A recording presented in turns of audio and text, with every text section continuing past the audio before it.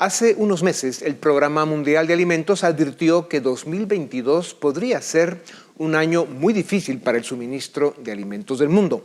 China, el mayor productor de trigo, retrasó la siembra el año pasado por falta de lluvias y podría tener la peor cosecha de su historia.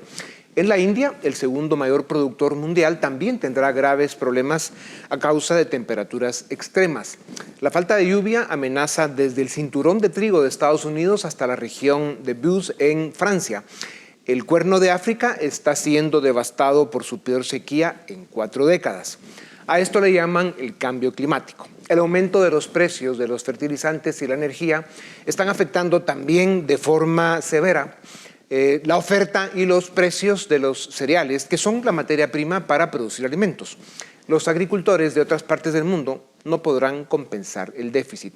Por la crisis sanitaria y los problemas de suministros, estamos viendo gran volatilidad en los precios y en la oferta de alimentos. Encima, el sociópata del Kremlin invade Ucrania, un importante productor global, y la comida de millones de seres humanos se convierte en otra arma de guerra. Sin duda alguna, vivimos tiempos complejos. Para hablar sobre el riesgo de escasez de alimentos en el mundo, les presento a Miguel Ángel García Arias, director regional de Acción contra el Hambre en Centroamérica. Es ingeniero agrónomo y licenciado en Ciencias del Mar con un máster en Desarrollo Rural. Desde el año 2000 trabaja en temas de seguridad alimentaria y nutricional. Ha diseñado y coordinado decenas de proyectos sobre seguridad alimentaria en España, Laos, Guinea, Guatemala y otros países. Miguel Ángel, bienvenido a Razón de Estado. Hay suficientes datos que hacen pensar que el mundo se encamina a una severa crisis alimentaria por temas de suministro, clima y la criminal invasión a Ucrania. ¿Es cierto esto o no? Bueno, muchísimas gracias por la invitación. Creo que tenemos que ver, ahora mismo las perspectivas que tenemos son difíciles, los indicadores que tenemos, que lo has enumerado muy bien, la situación global es muy complicada, especialmente por la volatilidad que ha implicado la invasión de Rusia a Ucrania y el impacto que esto ha tenido en dos de los principales proveedores de materias primas alimentarias del mundo, como son Ucrania y como son Rusia. Esto afecta especialmente a África, norte de África, a África Oriental, pero tiene también un efecto global, tiene un efecto que se deja notar incluso en regiones alejadas del conflicto como América Latina. A esto está ligado también la consecuencia del mercado de los combustibles, el mercado, todos los derivados del petróleo, que tienen un impacto, y creo que es algo que estamos notando con especial intensidad en América Latina, porque tiene un impacto en el conjunto de las cadenas productivas, no solo las alimentarias. Entonces, todo lo relacionado con el encarecimiento del transporte implica que aumenta los precios, y este aumento de precios conlleva también una menor disponibilidad para otro tipo de gasto por parte de los hogares. Esto también repercute en los países, en la posibilidad que tienen los estados para dar cobertura a sus servicios básicos. Ya.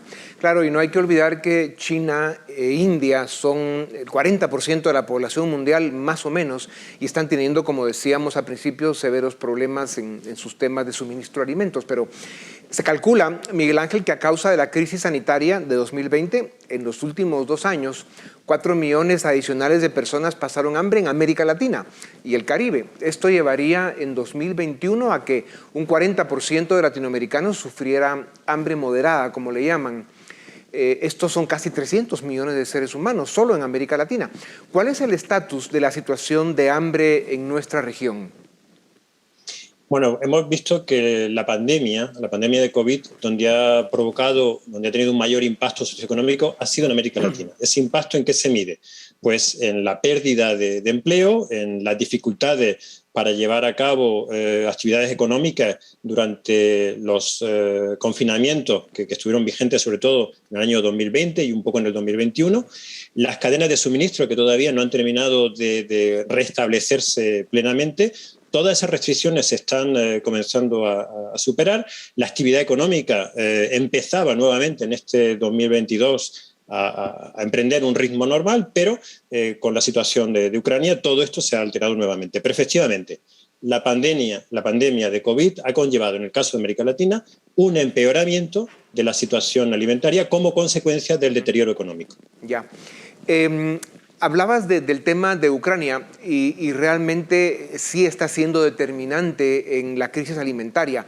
¿Tienes algún otro dato que pueda ser interesante del volumen de alimentos que representan pues, Rusia y Ucrania para el mundo y la forma pues, tan cobarde y criminal que el dictador del Kremlin está usando? Pues eso, ¿no? El que están en una región tan importante para darle de comer al mundo y que lo está usando en una forma pues, criminal. Claro, tenemos que hacernos la idea que, por ejemplo, en el caso de la suma de la producción de trigo de Ucrania y Rusia supone el 30% de la producción mundial. En el caso del maíz sería aproximadamente un 20%, y por lo que se refiere al aceite de girasol representa conjuntamente el 80% de la producción mundial. Eso obviamente tiene un impacto muy grande, no solo en la alimentación de personas, la alimentación de seres humanos, sino también la alimentación animal, donde cultivos como el maíz son muy importantes. El aceite de girasol es fundamental en todo el proceso alimentario. ¿Esto qué implica? Pues que los mercados tienen menos capacidad para cubrir necesidades. Como les comentaba antes, esto se nota especialmente en los países en los cuales la dependencia del mercado ruso y ucraniano era clave, y eso es sobre todo el África Oriental, el norte de África, donde existe como proveedor esencial, y en algunos países prácticamente proveedores únicos eran Rusia y Estados Unidos. En el caso, por ejemplo, de América Latina o de Guatemala, por poner un ejemplo, nuestra distancia ha hecho que tradicionalmente nuestros proveedores de granos básicos, de cereales, pues hayan sido Canadá o Estados Unidos. Entonces, en ese aspecto no nos vemos tan afectados. Pero sin duda el mercado global se ve profundamente alterado, y esto, a su vez, está provocando que sea una prioridad ahora mismo en el debate político, una prioridad geopolítica, hacer posible que ese cereal que ahora mismo se está cosechando o que no había terminado de ser exportado, la cosecha del año pasado, dar facilidades, y es la negociación que están estableciendo ahora mismo entre Rusia y Ucrania con la intermediación de Turquía. Se está priorizando que finalmente los puertos del Mar Negro de la parte ucraniana sean capaces de empezar a sacar los cereales que tienen estocados hacia los mercados globales. Miguel Ángel, al 30 de junio pasado, el índice de precios, ya mencionábamos algo del tema, el índice de precios agrícolas era un 34% más alto que en enero de 2021. Esto es un incremento considerable. El precio del maíz subió 47% y es un número que fluctúa. El Departamento de Agricultura de Estados Unidos pronosticó que la producción de trigo rojo de invierno en 2022 caería un 21% comparado con 2021. Europa está recibiendo también poca lluvia. ¿Hasta dónde llegará la espiral de precios de los alimentos, según tú, y cuáles podrían ser las consecuencias? Ya mencionabas algunas, pero ¿qué más se te ocurre que podemos sufrir los humanos en esta etapa tan compleja? Bueno, aquí es muy importante fijarnos en lo que ha ocurrido en periodos, en episodios similares a los actuales. La última crisis alimentaria que tenemos de referencia tuvo lugar entre el año 2008 y 2011, donde tuvimos tanto un aumento del precio de los combustibles como un aumento del precio de los alimentos. En aquel periodo lo que vimos en algunas zonas del mundo fueron graves conflictos sociopolíticos. Existe un vínculo casi causal entre esta alza de precios y todas las revoluciones árabes, todos los movimientos que tuvieron lugar en países como Siria, que dieron lugar luego a guerras, países como Libia, países como Túnez, donde también hubo un cambio de régimen. Esto podríamos verlo como una consecuencia de la actual situación, de la actual alza de precios. ¿Hasta dónde puede llegar? Es difícil saberlo, porque también hay zonas del mundo que están aprovechando para aumentar su superficie de cultivo. Estoy pensando, por ejemplo, en Sudamérica. Existe una priorización del cultivo de cereales en distintas zonas, distintas áreas que no se están viendo afectadas tanto por crisis climática como por la crisis provocada por la guerra de Rusia contra Ucrania. Y esto, al final, el mercado es muy dinámico y podemos ver cambios de aumento, sobre todo productivo. Una decisión política que se ha tomado recientemente es la de reducir la cantidad de cereales que se destina a la producción de biocombustible, y esto ayuda, por ejemplo, a compensar el mercado. Ya. Pero lo que podemos tener mayor temor es las crisis sociopolíticas que provoque, como estamos viendo, por ejemplo, en Sri Lanka. Ya. Y hablando precisamente de eso, Miguel Ángel, la historia nos enseña que cuando los países tienen la crisis de las 3 Cs, como les dicen, comida, combustibles y cambio, o sea, altos precios en los alimentos y o escasez, crisis de energía como la estamos teniendo y las tasas de cambio en las monedas de los países. Los gobiernos entran en graves crisis políticas o incluso caen. Ya mencionabas el caso de Sri Lanka. Además de cinismo y corrupción, ahí hubo malas decisiones políticas también. ¿Cómo analizas la parte geopolítica? Ya mencionabas algunos temas, pero ¿qué dicen en los foros donde participas? Ya que esto puede agravar aún más no solo el suministro de alimentos del mundo, sino también los niveles altos de inestabilidad política que estamos viviendo. Añadiría a las 3 Cs que comentaba, y me parece muy bien escogida, añadiría una letra que es la D, la deuda pública que enfrentan algunos países, como era el ejemplo de Sri Lanka, o como puede ser otros, en el caso de Líbano, Pakistán, Túnez, países que son importadores netos de energía, importadores netos de alimentos y altamente endeudados, tienen muy poca capacidad de hacer frente a esta situación. Ha habido países que en la respuesta ante el COVID hubo una importante inversión social, hubo una importante inversión por parte de los estados y que ahora hay menos capacidad para atender la nueva coyuntura, y estos países se pueden ver en mayores dificultades cuando coinciden todas estas limitantes que antes comentábamos. Y además hay que tener en cuenta la anterior crisis alimentaria y sociopolítica, la que, por ejemplo, convulsionó por completo el norte de África, los países árabes, afectó especialmente a gobiernos dictatoriales. Estas dictaduras han aprendido mucho de lo que implica una población descontenta y han aprendido también a invisibilizar movimientos de protesta, a controlarlos y a reprimirlos. En este periodo, quienes quizás se vean con mayor dificultad son los países con regímenes democráticos que obviamente no pueden ahogar las protestas. Lo tienes muy claro, Miguel Ángel, y regresando ahora a América Latina sobre el mismo tema, tenemos problemas serios en la política, en la economía por crecimiento insuficiente y malos manejos, y por eso graves problemas sociales. Una crisis alimentaria, y lo dices con mucha claridad, abre más espacio al populismo y a gobiernos autoritarios que solo empeoran el drama. ¿Cómo ves el panorama político para América Latina a partir de esta crisis alimentaria con los niveles de inestabilidad e incompetencia política que estamos viviendo?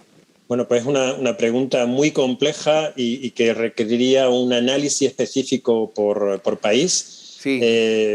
Creo que América Latina, al contrario de lo que ocurre o de lo que ocurrió, por ejemplo, en los países árabes, sigue siendo una región donde la democracia sigue funcionando. La democracia, los países con un régimen democrático se ven obligados a dar respuesta a las demandas sociales, ¿no? Y eso obliga a tomar en mayor consideración las legítimas reivindicaciones de la población y de los grupos también de intereses que pueden existir. Es un desafío enorme y nos obliga también a observar qué ocurre en los países que mejor están abordando tanto esta crisis como crisis previa. Y hay países que nos sorprendería, hay países incluso con visiones políticas distintas o contrapuestas que están podríamos decir, encontrando alternativas a la actual coyuntura. Es muy interesante la experiencia uruguaya. Es muy interesante también el país con menor inflación en la región, sorprendentemente, es Bolivia, que tiene un enfoque político totalmente distinto al uruguayo. Pero bueno, es interesante analizar qué es lo que ocurre, sacar alguna enseñanza de ambas experiencias. Claro, y decías al principio democracias en América Latina, pero todas están amenazadas y en peligro. Miguel Ángel, hay dos temas sociales, humanos, a los que se debe poner más atención. Si la crisis se presenta en sus escenarios más severos en los próximos meses, los gobiernos tendrán que implementar programas de ayuda para evitar que la gente muera de hambre. ¿Cómo se garantiza que esto suceda con transparencia, honradez y que la ayuda llegue a quienes realmente la necesitan? Bueno, la respuesta sería válida para cualquier política pública, ¿no? Cuanto mayor transparencia, cuanto mayor posibilidad de que los medios de comunicación fiscalicen, de que la sociedad fiscalice, pues hay una mayor garantía de que se van a utilizar bien. Tenemos todos que ejercer nuestra función, la sociedad civil, los medios, como es su caso, y por supuesto también las fuerzas políticas. Ya. Al mismo tiempo, es muy importante la focalización, ser capaces de focalizarnos en aquellos grupos de población que se encuentran en peor situación. A veces no son tan buenas ideas, por ejemplo, en el caso de Egipto, ¿no? que existe desde los años 70 el precio del pan es el mismo en Egipto y obliga, uno de los mayores gastos sociales que tiene el gobierno de Egipto es garantizar ese precio del pan durante 40 años. Ya. Miguel Ángel, por tema de tiempo, hay 2 o 3 temas de los que necesitamos escuchar tu opinión. Este es otro tema, el otro tema social preocupante, no menor, que es la desnutrición crónica infantil. El caso de Guatemala es una de las tragedias humanitarias del planeta, pues sin ser uno de los países con menor ingreso, Guatemala tiene uno de los peores índices de desnutrición crónica del mundo. ¿Cuál es la explicación breve y cómo superar esta tragedia humanitaria? Bueno, cuesta trabajo dar una respuesta breve, pero hay que tener en cuenta que la desnutrición crónica es el resultado de múltiples factores. El que un niño esté en situación de desnutrición está ligado a déficit en condiciones de salud, déficit en la ingesta de alimentos, déficit en la posibilidad de que sus padres tengan unos ingresos suficientes a través del trabajo o a través del emprendimiento para poder comprar los alimentos que ese niño requiere. También responde a los precios de los alimentos, que a veces son excesivamente caros y sobre todo los alimentos ricos en proteínas. Y esto afecta a la capacidad que tiene una familia de poder llevar una alimentación completa a su hogar.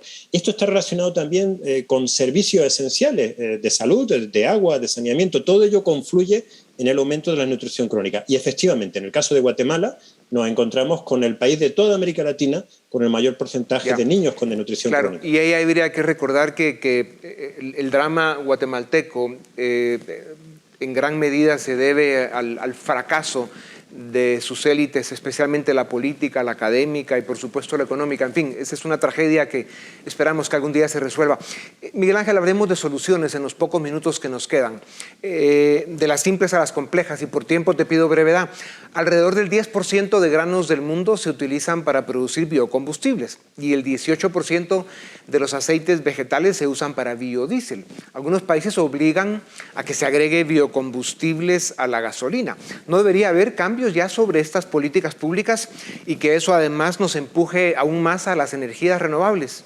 Y de ahí te quiero hablar de tecnología, así que volemos. Totalmente de acuerdo, y de hecho, como antes comentábamos, es una decisión que ya están tomando algunos países de lo que es su producción de biocombustible, dejar de aplicarla y destinar esa producción agrícola a fines de alimentación animal y alimentación de personas. Eso es una decisión inmediata. También ayudar a que los mercados sean más abiertos, no poner restricciones a las importaciones y exportaciones de alimentos, porque eso termina repercutiendo en el conjunto del mercado global de alimentos y al final afecta a quienes se encuentran en peor situación. Eso también será una medida muy rápida. Y luego la focalización de transferencias económicas, de programas de ayuda a aquellos hogares que se encuentran en peor situación. Eso también es muy importante. Ya. Miguel Ángel, un tema central. He visto presentaciones que indican que la tecnología podría ofrecer soluciones relativamente pronto en la forma de producir alimentos, en el costo e incluso alimentos alternativos que llenen los requisitos nutricionales y que no dependan tanto del clima, de la energía o peor aún de las decisiones de los políticos. ¿Qué sabes tú y qué saben ustedes y las organizaciones en las que participas del tema y cómo ves el futuro de los alimentos desde el campo de la tecnología? Bueno, es un hecho que a lo largo del último siglo la mejora tecnológica, la mejora en semillas, la mejora en manejo de cultivos ha estado acompañada de un incremento inmenso en la producción agrícola. De hecho, en términos globales, si vemos sobre todo hacia nuestro pasado, el pasado como especie humana, por primera vez en las últimas décadas estamos siendo capaces de superar el flagelo del hambre que siempre nos ha acompañado. Entonces, desde mi perspectiva, la tecnología juega un papel esencial para la superación de los problemas alimentarios, como lo ha venido haciendo. Pero al mismo tiempo tenemos que ser conscientes de que hay cambios tecnológicos que a veces no pasan, no llegan a muchos lugares. En Guatemala todavía la revolución que implica la electricidad no ha alcanzado a muchas comunidades. O la revolución que implicó hace ya 100 años el motor de combustión no impide que muchos niños, muchas familias todavía tengan que utilizar lo básico, el andar, para poder llegar a una escuela o poder llevar su producto al mercado. Entonces, la tecnología es fundamental, pero la tecnología evidentemente tiene que poder alcanzar al conjunto de la sociedad. Ya, veremos si algún día llegamos a eso que se ve a veces en la tele, ¿no? Las pastillas que resuelven el tema de la nutrición. A través de la historia, la especie humana ha pasado por momentos de pruebas difíciles que han demandado valor, capacidad y liderazgo. El mundo vive días que sin duda demandarán la atención, la responsabilidad y el compromiso de sus mejores técnicos y estadistas para enfrentar y resolver los desafíos de nuestro tiempo. Miguel Ángel, tú eres uno de ellos. Muchas gracias por tu tiempo. Te has preparado para responder en un momento como este y por eso te necesitamos muy presente. Gracias de verdad. A ustedes también, gracias por acompañarnos una vez más. Esto es Razón de Estado. Suscríbete y nos ayudas a defender y a promover los valores de la libertad.